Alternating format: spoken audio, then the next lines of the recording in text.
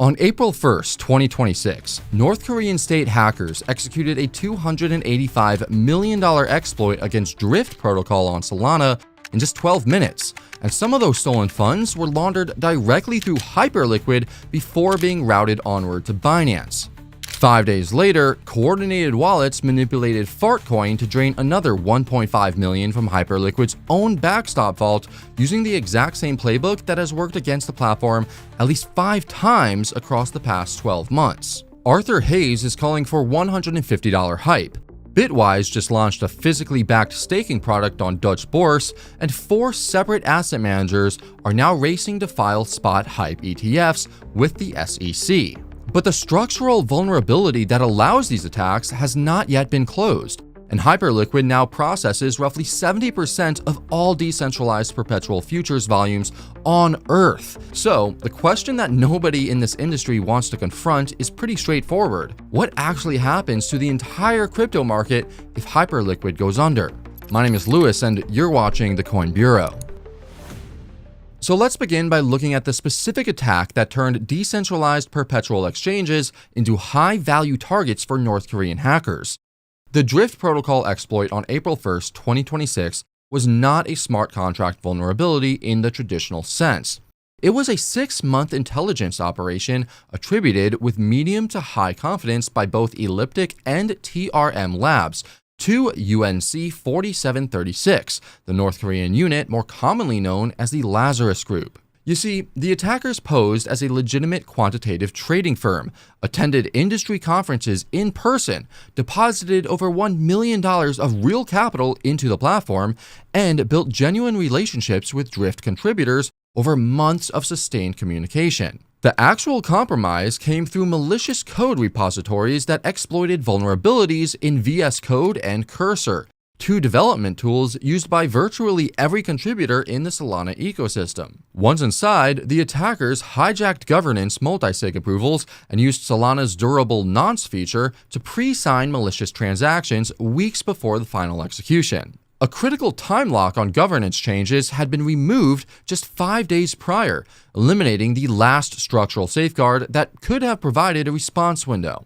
The final drain took just 12 minutes, collapsing Drift's total value locked from $550 million to under $250 million and triggering contagion across 11 protocols with an estimated $1 billion in total ecosystem damage. This matters for the Hyperliquid discussion because it proved that decentralized Perps exchanges are now specifically targeted by the most sophisticated threat actors on the planet. And the contagion path from that attack ran directly through Hyperliquid's own infrastructure. But while the Drift exploit required a 6-month infiltration campaign and nation-state resources, the recurring attacks against Hyperliquid require nothing of the sort. The vulnerability being exploited is not a code flaw at all, but rather an architectural weakness in the platform's design. The attack pattern, now widely documented as a suicide liquidation, works like this. Attackers identify a low liquidity perpetual market, typically a meme coin or a newly listed token with thin order book depth.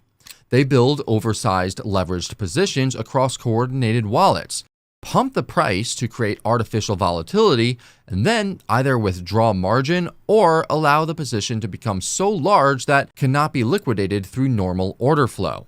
This triggers Hyperliquid's auto-deleveraging system, which is designed to force the platform's market-making vault, known as the Hyperliquidity Provider or HLP, to absorb the toxic position as the buyer or seller of last resort. The attackers profit by simultaneously hedging on external exchanges, meaning the on-chain loss is irrelevant because the real profit is captured elsewhere. Put simply, the HLP vault is being used as a guaranteed exit for anyone sophisticated enough to engineer a position in a thin market that can't be liquidated. Walk through the timeline and the pattern becomes undeniable.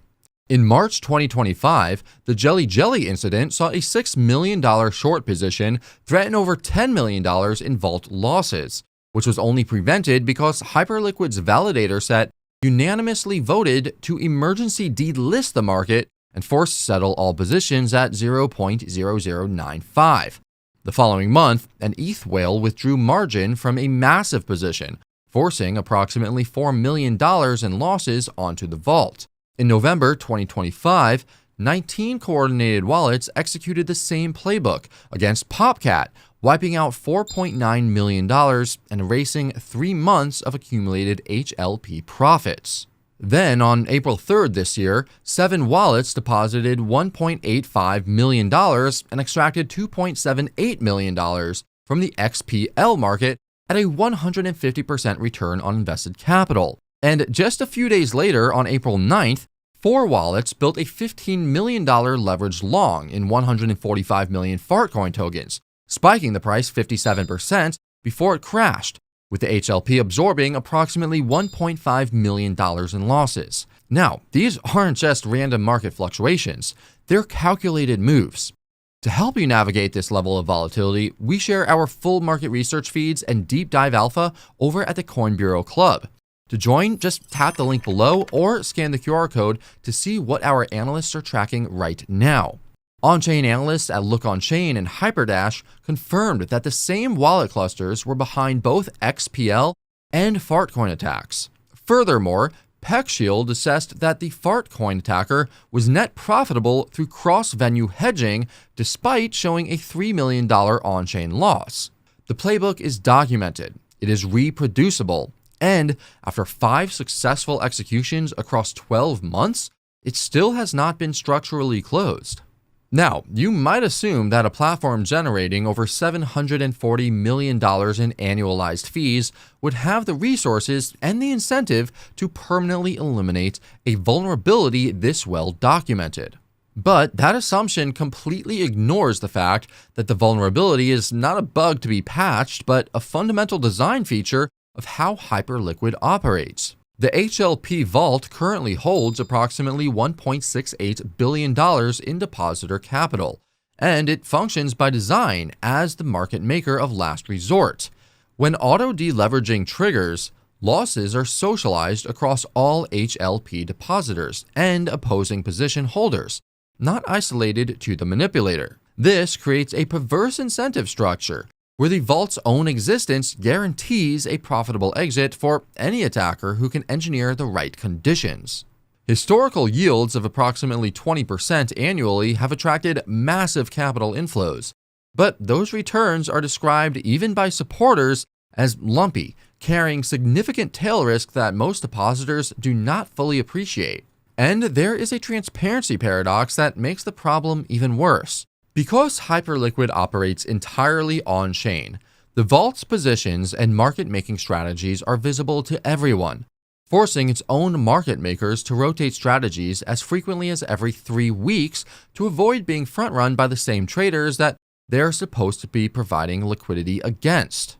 Meanwhile, the newer HIP-3 builder-deployed perpetual markets, which allow permissionless market creation through hype staking, are not covered by the HLP vault at all. This creates a 2-tier risk system that many users do not understand, where some markets carry vault protection and others carry absolutely none. But the structural tension runs even deeper than the vault mechanics, because the Jelly Jelly incident exposed a centralization reality that directly contradicts the platform's branding as a decentralized exchange. When that $6 million short position threatened catastrophic vault losses, Hyperliquid's small permissioned validator set voted unanimously to delist the Jelly Perpetual and force settle all positions, an emergency override that bypassed community governance entirely.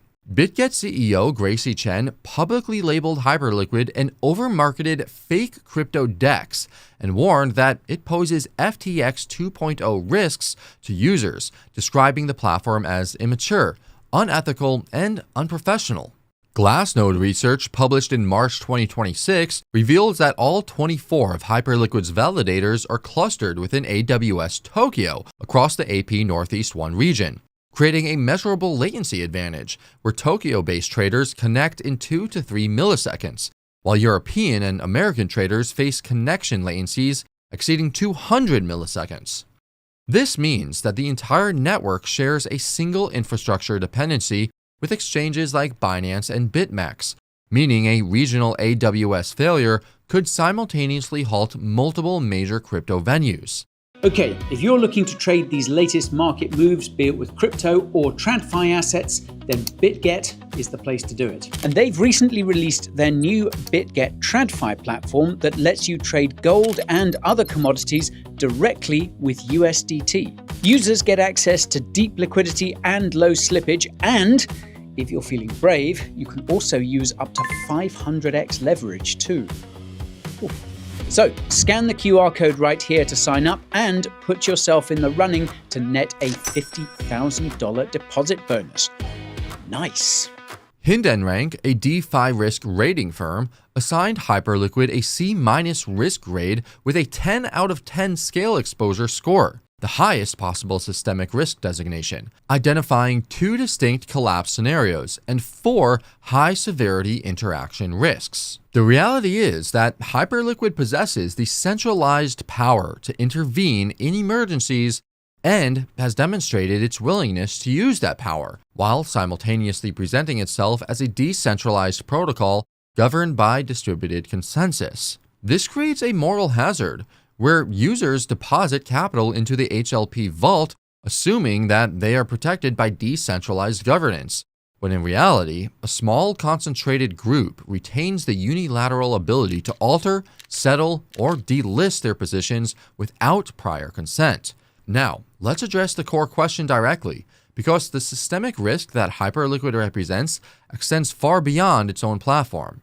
Hyperliquid controls between 66% and 73% of all decentralized perpetual futures market share, processes a quarterly volume of $492.7 billion, and has expanded into macro asset perpetuals covering gold, oil, and equity indices that trade over $1.5 billion per day. Crude oil perpetuals alone have surpassed $1 billion in open interest on the platform, with traders specifically using Hyperliquid for hedging and price discovery during periods when traditional venues like the CME are closed. This means that Hyperliquid is no longer merely a crypto trading venue.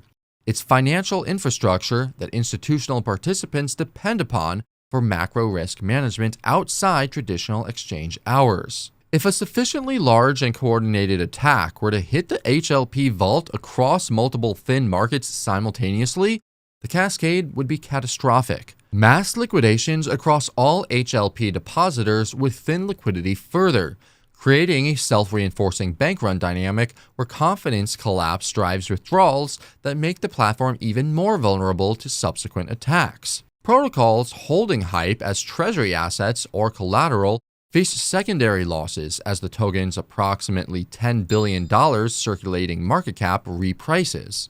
The drift hack already demonstrated exactly how fast this contagion propagates. $285 million stolen from a single protocol generated roughly $1 billion in total ecosystem damage across 11 platforms. Now scale that arithmetic to a venue processing nearly 10 times the volume, and those numbers start to look a little scary. Meanwhile, the institutional blast radius has expanded dramatically in just the past week. Bitwise launched a physically backed HYPE staking ETP on Dutch Bank Extra on April 9th. Grayscale has also filed its own S1 for a spot HYPE product on the Nasdaq. 21 Shares and Van Eck are pursuing competing filings. So, if Hyperliquid was to suffer a structural failure, the losses would no longer be confined to DeFi participants who understand the risks that they are taking. They would extend directly to retail and institutional investors holding regulated products on traditional European exchanges, who may have absolutely no understanding of the HLP vault mechanics that underpin the entire platform.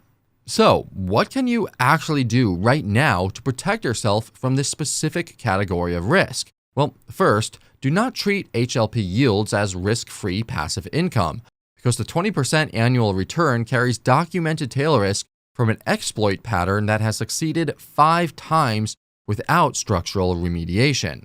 Second, understand the critical distinction between HLP-backed perpetual markets and HIP3 builder-deployed markets, because the latter carry no vault backstop whatsoever and represent a materially different risk profile. Third, monitor on-chain wallet clustering tools from Look On Chain, Hyperdash, and PeckShield for early warning signs of coordinated position building in low liquidity perpetual markets, since this is the documented precursor to every attack that has occurred. Fourth, diversify perpetual exchange exposure across multiple platforms, rather than concentrating entirely on a single venue that controls 70% of the market. And fifth, if you hold significant hype positions, factor in the concentrated validator set as a centralized point of failure that could be compromised through the exact same social engineering techniques that destroyed Drift. Now, to be fair to Hyperliquid, it's not going to disappear tomorrow. The volume is genuine. The team has built a great product that works, and the 97% revenue to buyback ratio creates mechanical price support that keeps the hype token structurally bid. And there's no denying that Hyperliquid is one of the few crypto projects out there that has found product market fit. And heck, Arthur Hayes may even be proved correct about his $150 target by August. Even a stopped clock tells the right time twice a day. But the pattern across these 12 months is absolutely undeniable. The same documented exploit playbook has extracted millions from the platform's backstop vault repeatedly. The architectural vulnerability that enables these attacks remains embedded in the protocol's core design. And the Drift hack proved that decentralized perpetual exchanges are now explicitly being targeted by the most capable threat actors in existence. Hyperliquid's scale makes it the single highest value target in DeFi. The crypto market needs this platform to succeed, which is exactly why it needs to confront the structural reality that a reproducible vulnerability in its market maker of last resort represents an existential threat to far more than just the depositors inside that vault. So, will Hyperliquid use its massive revenue base to genuinely decentralize its validator infrastructure and structurally reform the HLP before the next attack actually scales beyond containment? Or will the same architectural weakness that has been exploited 5 times in the last 12 months eventually produce the catastrophic failure that this entire market cannot afford? Let me know where you stand on this critical risk in the comment section below. And if you want to understand the broader systemic risks currently threatening the decentralized finance ecosystem, you should check out our deep dive video on that right over here. Thank you all so much for watching, and I'll see you again very soon. It's Lewis signing off.